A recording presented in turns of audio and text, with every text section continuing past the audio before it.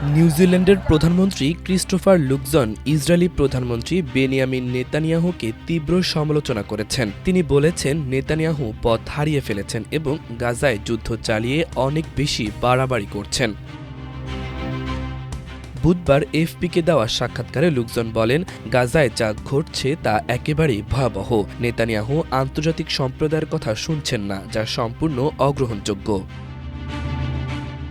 তিনি আরও জানান, ক্রমবর্ধমান আন্তর্জাতিক যুদ্ধবিরতির আহ্বান সত্ত্বেও নেতানিয়াহু সম্প্রতি গাজা শহরের নিয়ন্ত্রণ নেওয়া এবং হামাসকে সম্পূর্ণরূপে নির্মূল করার পরিকল্পনা ঘোষণা করেছেন। তার দাবি, এটি যুদ্ধ শেষ করার সেরা উপায়। Our goal is to free Gaza, free it from Hamas terrorists.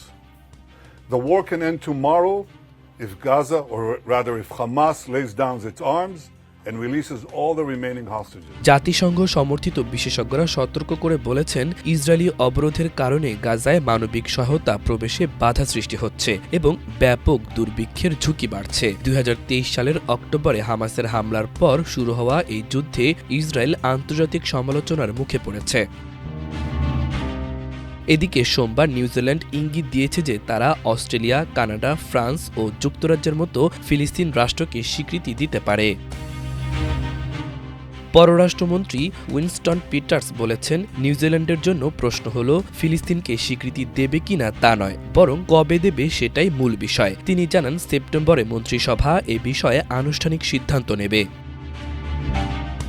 মিশর ও জর্ডানের এক অংশকে নিয়ে পুরো ফিলিস্তিনি ভূখণ্ড সহ এক বৃহত্তর ইসরায়েল প্রতিষ্ঠা করতে চান বেনিয়ামিন নেতানিয়াহু। তিনি জানিয়েছেন, তিনি এই বৃহত্তর ইসরায়েল গঠনের এক ঐতিহাসিক ও আধ্যাত্মিক মিশনে আছেন।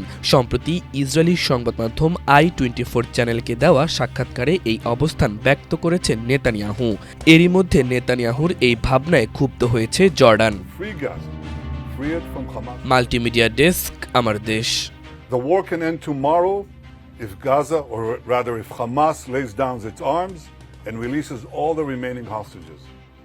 Non-Israeli, peaceful civilian administration, by that I mean a civilian administration that doesn't educate its children for terror, doesn't pay terrorists, and doesn't launch terrorist attacks against Israel. That's what we want to see in Gaza. So it's neither Hamas nor the PA.